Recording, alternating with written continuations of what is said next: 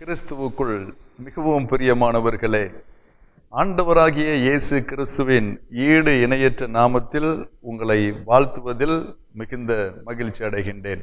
ஊரடங்கு உத்தரவு ஒரு நாள், பின்பு 21 நாள், அதன் பின்பு 19 நாள் போடப்பட்ட பின்பு 19இல் 1, 2 என்று தொடர்ச்சியாக பேசிக்கொண்டு வருகிறேன். இப்பொழுது 19இல் 18 என்கிற ஒரு நாளுக்கு வந்துவிட்டோம்.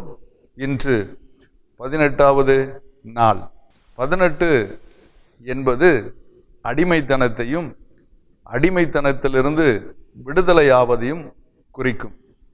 உதாரணமாக, எகிப்தில் இஸ்ரவேல் ஜனங்கள் அடிமைப்பட்டு காணப்பட்டார்கள். அந்த அடிமைத்தனத்திலிருந்து இஸ்ரவேல் ஜனங்களை மோசே மூலமாக ஆண்டவர் விடுவித்து கொண்டு வந்தார். இன்று யோசியா என்கிற ஒரு அரசனை குறித்து பார்க்க போகிறோம். இந்த அரசனும் ஆண்டவருக்கு மிகவும் பிரியமானதை செய்தான் என்பதிலே முதலிடத்தில் இருக்கிற அரசன் இவன்தான். இந்த அரசன் 8 வயதிலே ராஜாவானான். கிட்டத்தட்ட 31 ஆண்டுகள் யூதா என்கிற தேசத்தை இவன் ஆட்சி செய்தான். கிமு 641 கிமு 609 வரை இவனுடைய ஆட்சி காலம் நடந்தது. இந்த அரசனை குறித்து இன்னும் நீங்கள் அறிந்து கொள்ள 2 நாளாகமும் 34, 35 அதிகாரங்களையும் 2 ராஜாக்கள் 22:1 வசனத்தையும் நீங்கள் வாசித்து பார்த்தால் இதனை நீங்கள் விளங்கிக் கொள்ள முடியும். இந்த ராஜாவின் ஆட்சி காலத்தில் 18ஆம் வருஷம் மிகவும் சிறப்பான ஒரு வருஷமாக இருந்தது. எப்படி அது சிறப்பாக இருந்தது என்பதை குறித்து தான் நாம் சற்று அலசப் போகிறோம். 2 ராஜாக்களின் புஸ்தகம் 22ஆம் அதிகாரம் 3ஆம் வசனம், 2 ராஜாக்களின் புஸ்தகம் 23ஆம் அதிகாரம் 23வது வசனம்.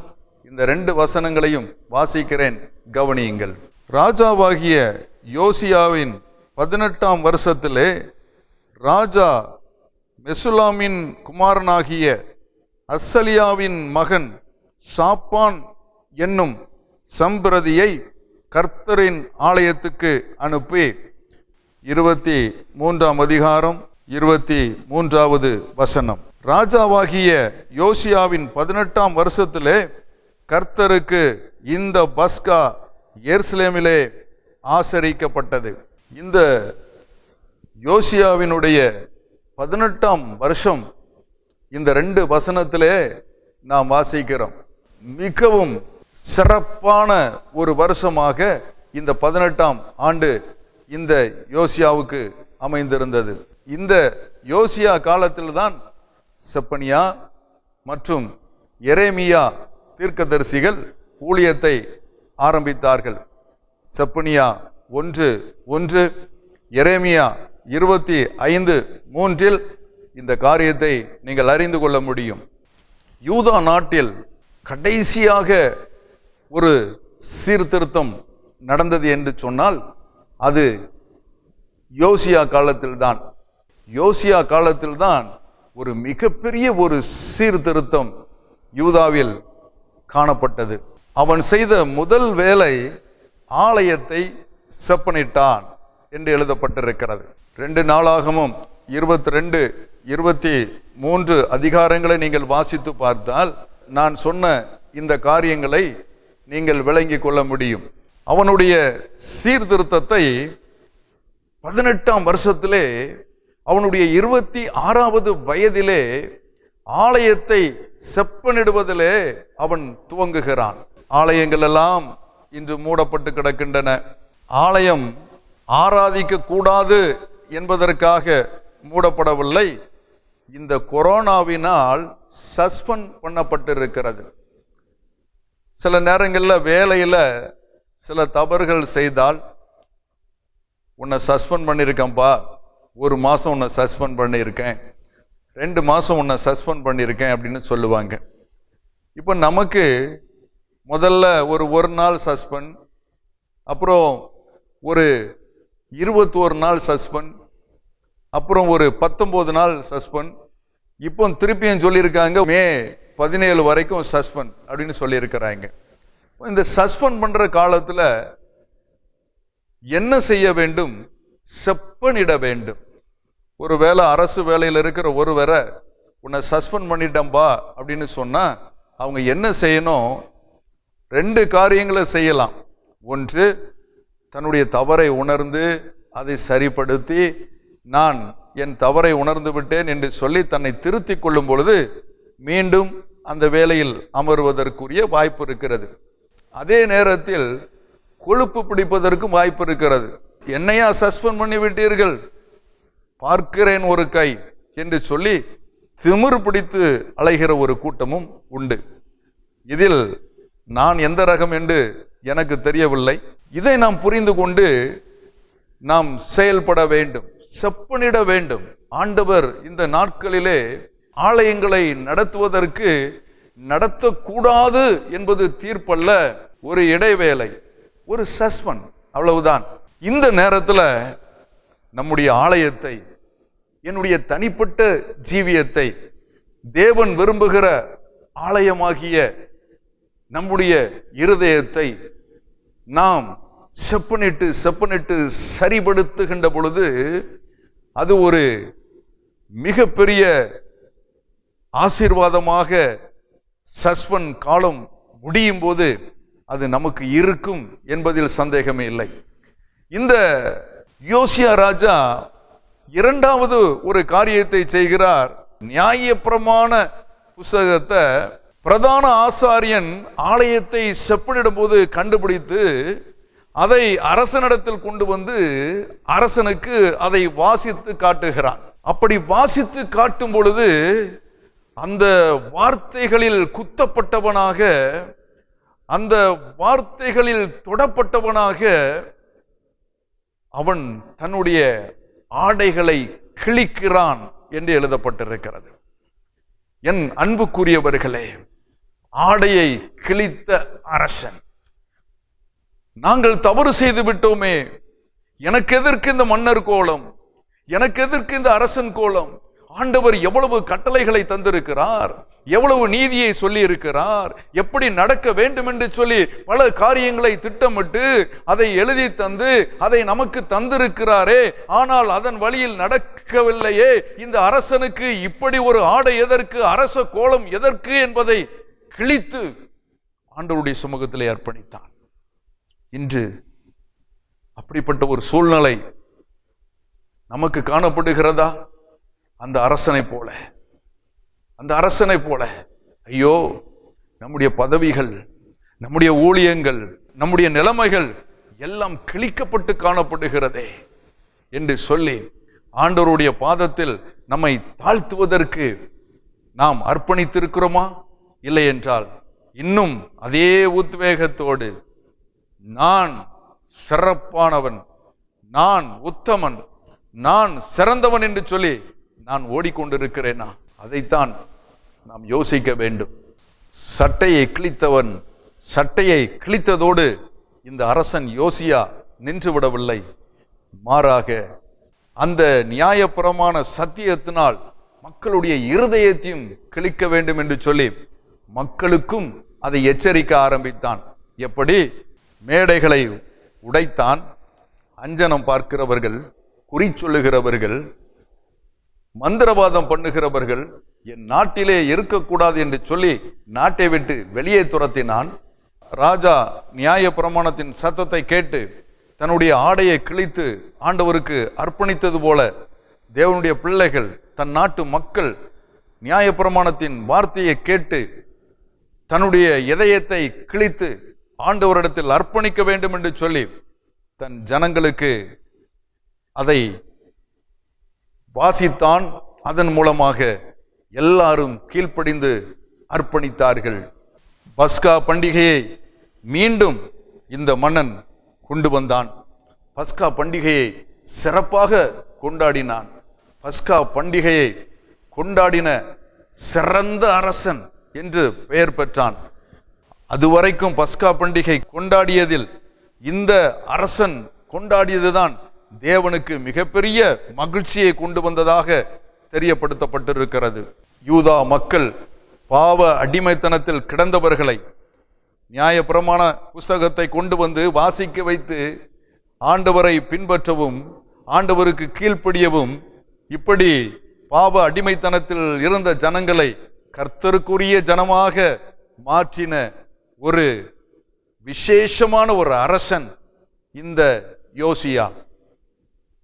இந்த யோசியா எப்படி பஸ்கா பண்டிகையை கொண்டாடினாரோ, அந்த பஸ்கா நாயகன், பஸ்கா ஆட்டுக்குட்டி இயேசு கிறிஸ்து தன்னுடைய 12ஆம் வயதில் பஸ்கா பண்டிகையில் பங்கு பெறுகிறார். பஸ்கா ஆட்டுக்குட்டி, உண்மையான பஸ்கா ஆட்டுக்குட்டி பஸ்கா பண்டிகையில் பங்கு பெறுகிறது. லூக்கா எழுதின சுவிசேஷம் 2ஆம் அதிகாரம் 42வது வார்த்தை. அவருக்கு 12 வயதான போது அவர்கள் அந்த பண்டிகை முறைமையின்படி எருசலேமுக்கு போய், பாருங்க, பஸ்கா பண்டிகைக்கு 12 வயசுல இயேசு போறார். இயேசு போன பின்பு அந்த பண்டிகை முடிந்து எல்லாரும் வீடு திரும்புகிறார்கள். இயேசுவின் தாயும் தகப்பனும் கூட வீடு திரும்பி விட்டார்கள். ஆனால் இயேசு அவர்களோடு கூட இல்லை. பண்டிகைக்கு வந்த மற்ற சொந்த ஜனங்களோடு கூட இயேசு வருகிறார் என்று நினைத்து அவர்களும் ஒரு நாள் பயணப்பட்டு விட்டார்கள். ஒரு நாள் பயணப்பட்ட பின்பு இயேசுவை அங்கும் இங்குமாக தேடுகிறார்கள். உறவினர்களை சென்று கேட்கிறார்கள், தனக்கு அறிமுகமானவர்களை சென்று கேட்கிறார்கள், என் மகனை பார்த்தீர்களா, என் மகனை பார்த்தீர்களா என்று கேட்கிறார்கள். ஆனால் ஒருவரும் நாங்கள் பார்க்கவில்லை என்று சொன்னவுடன் இந்த இயேசுவின் தாயும் தகப்பனும் எருசலேமுக்கு திரும்பி வருகிறார்கள். அப்படி அவர்கள் வரும்பொழுது அவர்கள் ஆலயத்தின் தலைவர்களோடு, மத தலைவர்களோடு உட்கார்ந்து பேசிக் கொண்டிருப்பதை அவர்கள் காண்கிறார்கள். இவர் உட்கார்ந்து பேசுவதை பார்த்து அவர்கள் ஆச்சரியப்பட்டார்கள். அந்த அளவுக்கு அவருடைய பேச்சு, செயல் எல்லாம் இருந்தது. வசனம் சொல்லுகிறது, லூக்கா 2ஆம் அதிகாரம் 47வது வசனத்திலே, அவர் பேச கேட்ட யாவரும் அவருடைய புத்தியையும் அவர் சொன்ன மாறுதரங்களையும் குறித்து பிரமித்தார்கள் என்று எழுதப்பட்டிருக்கிறது. அவர் பேசின பேச்சு, அவர் சொன்ன வித்தியாசமான கருத்துக்கள் எல்லாவற்றையும் கேட்டு பிரமித்து நிற்கிறார்கள். இந்த சூழ்நிலையில் மரியாள் அங்கே வருகிறாள். வந்து, மகனே, எனக்கு ஏன் இப்படி செய்தாய் என்று சொல்லி கேட்கிறார்கள். நாங்கள் விசாரப்பட்டு போனோமே, நானும் உன் தந்தையும் விசாரப்பட்டு நிற்கிறோம் என்று சொன்னார்கள். ஆனால் ஆண்டவர் விசாரப்படவில்லை. அதற்கு பதிலாக ஒரு பதிலை தந்தார். என்ன பதில் தெரியுமா? என்னை ஏன் தேடினீர்கள்? பிதாவுக்கு அடுத்த ஸ்தானத்தில் நான் இருக்க வேண்டும் என்பதை நீங்கள் அறியவில்லையா என்று ஒரு கேள்வி எழுப்பினார்.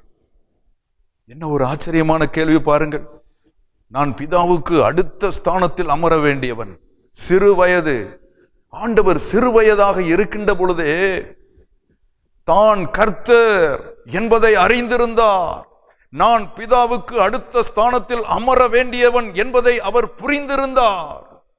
ஆகவே அந்த நேரத்திலும் அவர் எச்சரிக்கிறார். 12 வயதில் மரியாளை எச்சரித்த ஆண்டவர் 30வது வயதிலும் ஒரு எச்சரிப்பை கொடுக்கிறார். என்ன எச்சரிப்பு? 30வது வயதில் அவர் ஊழியத்துக்கு வருகிறார். ஊழியத்திற்கு வந்தவர் திருமண வீட்டிலே பங்கு பெறுகிறார். திருமணத்திற்கு இயேசுவும் இயேசுவின் சீசர்களும் அழைக்கப்பட்டிருந்தார்கள். இயேசுவின் தாயும் அங்கே திருமணத்திற்கு வந்திருந்தார்கள். இப்பொழுது திராட்சை ரசம் குறைவுபடுகிறது. திராட்சை ரசம் குறைவுபட்ட உடனே இந்த மரியாள் இயேசுவிடம் வந்து திராட்சை ரசம் இல்லை என்று ஒரு ஜெபத்தை வைக்கிறார்கள்.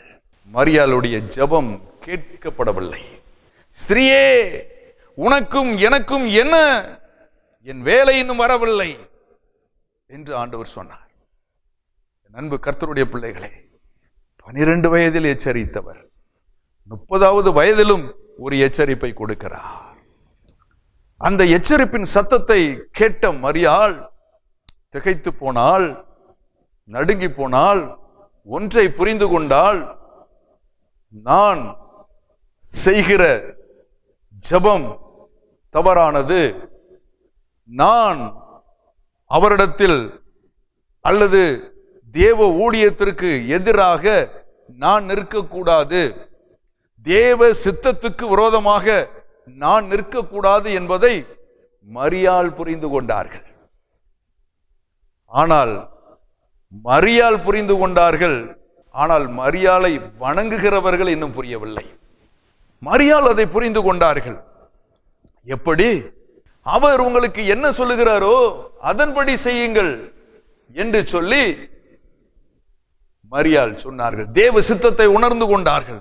தேவ சித்தத்திற்கு மரியாள் அர்ப்பணித்தவுடன் கொஞ்ச நேரத்திற்கு முன்னால் என் வேலை வரவில்லை என்று சொன்னவர் தேவ சித்தத்திற்கு மரியாள் இடம் கொடுத்தவுடன் என் வேலை வந்தது என்று சொல்லி தண்ணீரை ரசமாக மாற்றினார்.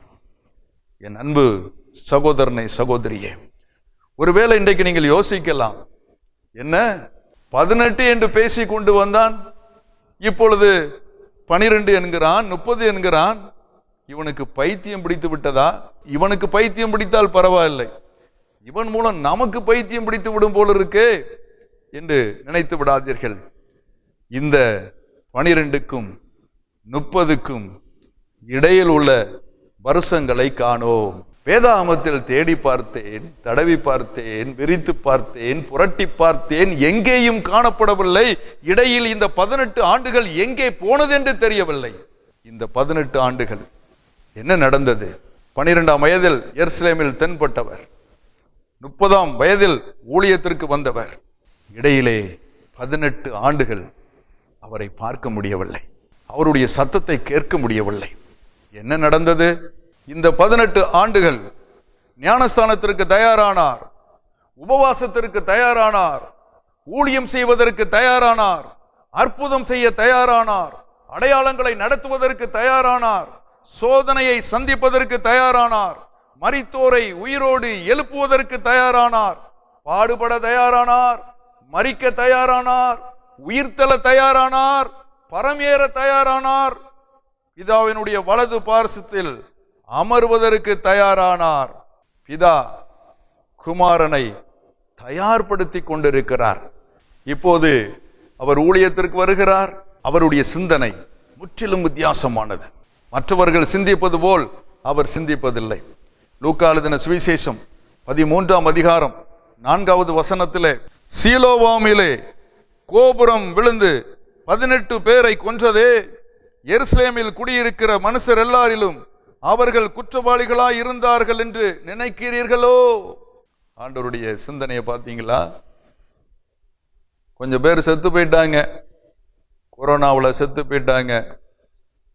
சில கர்த்தருடைய பிள்ளைகள் இறந்திருக்கிறாங்க, சில கர்த்தருடைய ஊழியக்காரங்க இறந்திருக்கிறாங்க. உலகம் முழுவதிலும் பார்க்கும்போது ஏராளமான கடினமான இலக்குகளை காண்கிறோம். அமெரிக்காவில் மிகவும் ஒரு பரிதாபமான ஒரு சூழ்நிலை ஏற்பட்டு கொண்டிருக்கிறது. 50,000த்திற்கும் மேற்பட்டவர்கள் இறந்து போனார்கள். ஸ்பெயின், இத்தாலி என்று சொல்லி கணக்கிட முடியவில்லை, மரித்து கொண்டே இருக்கிறார்கள்.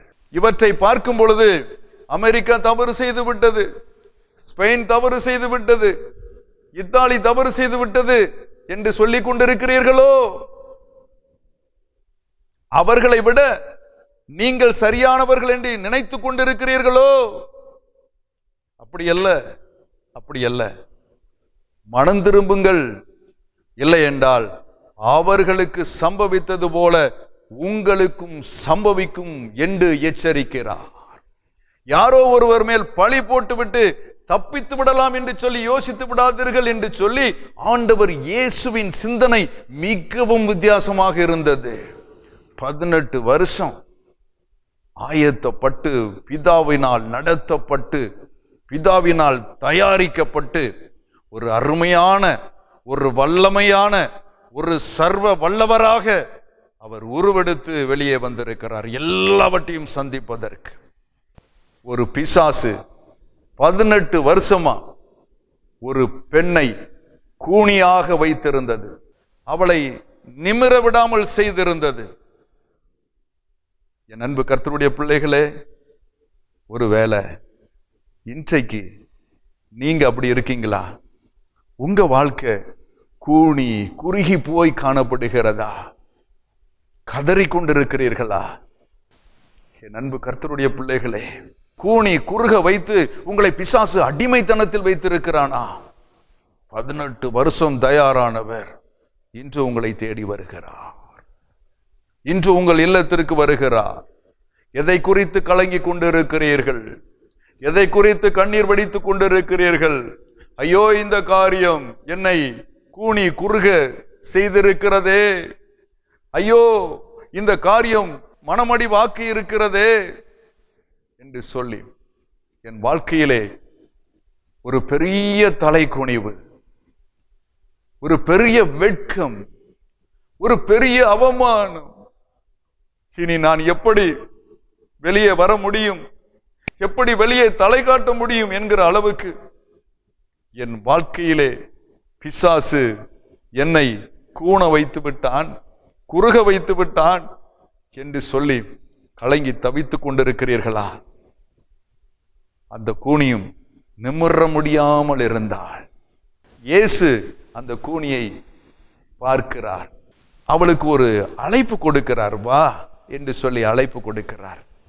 இன்று ஆண்டவர் உங்களையும் பார்க்கிறார், உங்களுக்கும் ஒரு சிறப்பான ஒரு அழைப்பை கொடுக்கிறார். என் அன்பு மகனே, என் அன்பு மகளே, எவ்வளவு காலம் தள்ளிக்கொண்டே போவா? இன்று உன் கூனி போன வாழ்க்கையை, பணம் இல்லாமல் கூனி போன வாழ்க்கையை, கடனால் கூனி போன வாழ்க்கையை, பிரச்சனையினால் கூனி போன வாழ்க்கையை, வியாதியினால் கூனி போன வாழ்க்கையை, திருமண காரியத்தினால் கூனி போன வாழ்க்கையை, பிள்ளை இல்லை என்கிற காரணத்தினால் கூனி போன வாழ்க்கையை ஆண்டவர் நிமிர செய்ய போகிறார், நிமிர செய்ய போகிறார். அதற்குத்தான் வா என்று சொல்லி அழைப்பு கொடுக்கிறார்.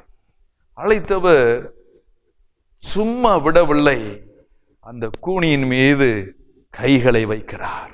இன்று இயேசுவின் கரம் உங்களுக்கு நேராக வருகிறது, உம்முடைய கரம் என் மீது படுகிறது, இப்பொழுது ஒரு அற்புதம் நடக்கிறது என்று சொல்லி விசுவாசியுங்கள். என்னுடைய சபையிலே ஏராளமான சாட்சிகளை நான் சொல்ல முடியும். இயேசு தொட்டு அற்புதம் செய்த காரியத்தை, ஏராளமான காரியங்களை என்னால் சொல்ல முடியும். நிமிர முடியாதிருந்த கூனியை கர்த்தர் தொட்டு நிமிரச் செய்தார். இந்த கூனியை மாத்திரமல்ல, உங்களுடைய குடும்பத்தை மாத்திரமல்ல, முழு உலகத்திலும் பாவத்தினால், சாபத்தினால், வியாதியினால், வறுமையினால், தரித்திரத்தினால் தலை குனிந்து கிடக்கிற உலக மக்களுடைய, இதோ உலகத்தின் பாவத்தை சுமந்து தீர்க்கிற தேவ ஆட்டு குட்டி என்று கொல்கோதாவிலே எல்லாவற்றையும் சுமந்து தீர்த்து, எல்லாருடைய அடிமைத்தனத்தையும் சுமந்து தீர்த்து எல்லாருக்கும் ஒரு விடுதலையை வாங்கி தந்தார். அப்படி விடுதலையை வாங்கி தந்தவர் தான் இன்று உங்களை தேடி வந்திருக்கிறார், உங்களை தொட வந்திருக்கிறார், உங்களுக்கு அற்புதம் செய்ய வந்திருக்கிறார். அவர் எனக்கு அற்புதம் செய்ய வல்லவர் என்று சொல்லி அர்ப்பணித்தார். இந்த 18ஆம் நாள் உங்களுக்கு அடிமையின் நாள் அல்ல, விடுதலையின் நாள் என்று கூறி உங்கள் அன்பில் நனைந்தவனாக உங்களிடமிருந்து விடைபெறுகிறேன். ஆண்டவர் உங்களை ஆசீர்வதிப்பாராக. ஆமென், ஆமென். எருசலேம் நகரில் பஸ்கா பண்டிகை